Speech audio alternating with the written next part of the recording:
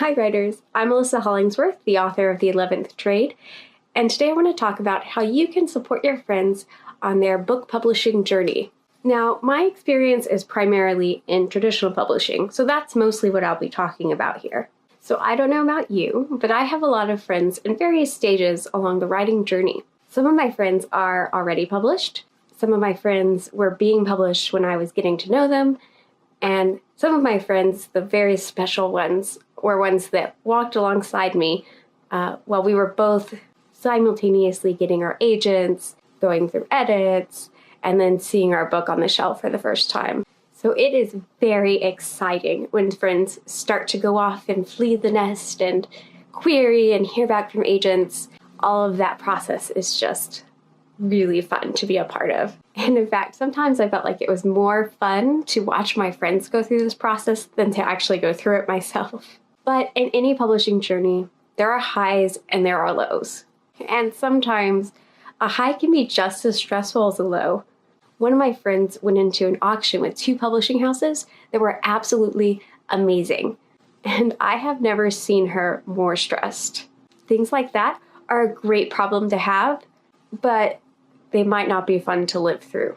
So how can you help your friend through their publishing journey? Here are some of my ideas. Number 1, be available. Express interest in your friend's work. You don't necessarily have to volunteer to read through the whole thing or edit for them or anything like that, but you should express your enthusiasm and you should let them know that you want to know how the process is going. I know I'm always encouraged when any of my friends just check in and see how I'm doing with my writing. And then it can be so nice to have a friend who just wants to listen to the ups and downs of what's going on. So you don't necessarily have to jump in and try to fix everything, which is my inclination with my friends sometimes, but do express that you want to know.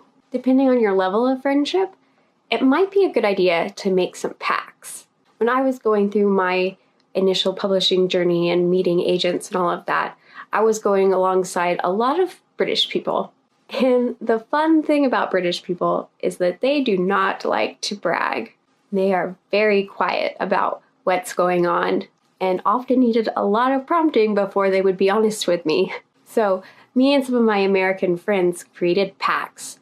The rule was if you received any kind of publishing news, whether that's interest from an agent or an offer or whatever, your first editorial feedback, whatever, the pact required that you had to check in with the other people in the group. This was a really nice way to remove the barriers that keep us from talking about the journey, the hard stuff and the good stuff. When something's hard, sometimes we're afraid to sound like we're just complaining. And when something's good, it can sound like bragging. Either of those things can prevent friends from communicating with each other. So when you've established a pact, that removes all those obstacles. You guys are just going to be honest with each other and keep each other up to date. And I found that very fun. I also like to do this thing called a brag table, which I think was coined by John Acuff. He's a great writer about leadership and entrepreneurship. Basically, a brag table is a safe place where you and your friends can come up and say, here's what I've done well. It's a place to share stories of your success. I have to tell you, some of the British people I introduced this concept to did not like it. But again, I find it a really nice way to remove all the guilt associated with bragging about your success and just celebrate with each other. Another thing you can do, you can offer to help.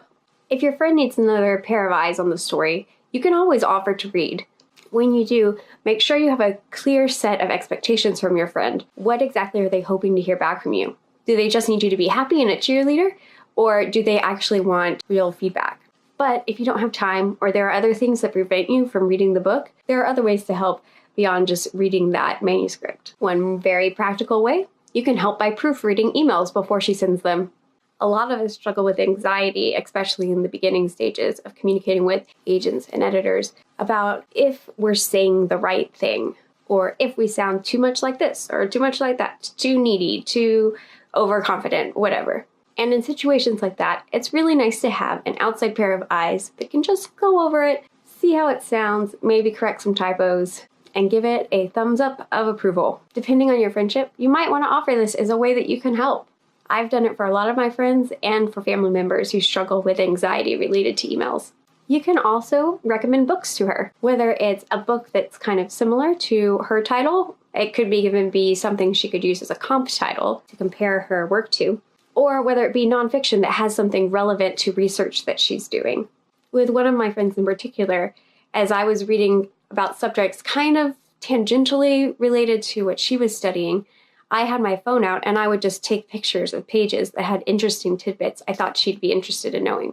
If a relevant book goes on sale on Kindle and I get a notification, I let my friends know. Or if I'm making one of my pilgrimages to thrift stores and come across a discounted version of the book that I think she would like, I go ahead and pick it up. You can also help by going on research trips to museums or scene locations and being very patient while your friend takes copious notes. And if there's a special exhibit coming to the area that she's in and you come across it, just pass on the information. Finally, you can just help by being there. Like I said in the first point, be available. Be ready to talk about whatever she needs to talk about. Take her out for tea and make her chill. You know your friend. Just do what's best for them. A third big way you can help is by being excited. Everyone gets sick of the book they're writing at some point. It can be really hard to recapture that magic you felt when you began. And that's where a friend can come in. You as a friend can send an unexpected message or email. Maybe you found something on Pinterest that reminded you of their story. If you like making graphics, you could even make an aesthetic for them. Maybe you heard a song that reminded you of a certain scene or character. Or maybe it's an article or an item in an Etsy shop. Just little things to check in on how they're doing and remind them you're still thinking about it. And knowing that can give an author a lot of strength. And one of my favorite things to do is send care packages. When a big deadline is coming up or querying has just gone for too long, it can be a godsend to receive a little care package. Your writer friend is on the edge of insanity. A little box of surprises can do a lot. Collect items that might get her through the hard patch, like candy or cookies, a gift card for food, and other things that could be helpful in keeping her going, like sticky notes or fun pins. When I was helping my friend Sarah get through one of her rounds of revision, I also included a little stuffed animal that oddly she said looked like me, but it was a slightly perplexed looking bear, so I don't know what that means. I've also been known to send anonymous mail from Amazon. I'm sort of a gift-giving maniac, but if you don't enjoy scouring the internet for hours looking for the perfect tiny inside joke gift for your friend, there are also a ton of subscription boxes that basically do that for you. Consider sending them a one-off owl crate if they are a book fan, which they probably are if they're writers. If they like tea, there are tea boxes. Candles, there are candle boxes, etc., etc. Pretty much anything you could put in a box exists as a subscription.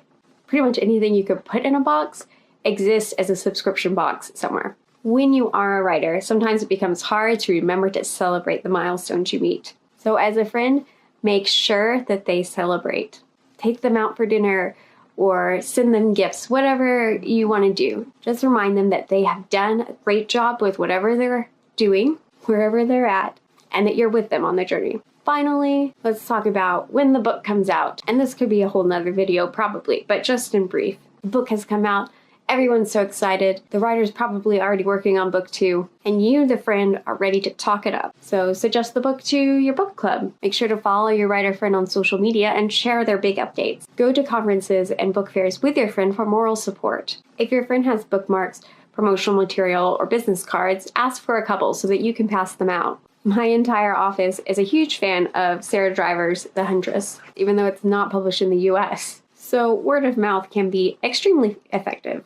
And especially if your person writes for kids or young adults, talk about the book to librarians. I've had a lot of librarians reach out to me and say they heard about the 11th Trade through word of mouth and that they've read it themselves and passed it on to kids because of that recommendation. So these are some ideas that you can use to support your writer friend in their journey. I hope you found them helpful. If you liked this video, give it a thumbs up. And if you want more like this, go ahead and hit subscribe. And I guess turn on notifications. I think that's something I'm supposed to be telling you to do. Leave a comment with any questions or suggestions. And until next time, keep writing. Also, read Sarah Driver's book. It's amazing.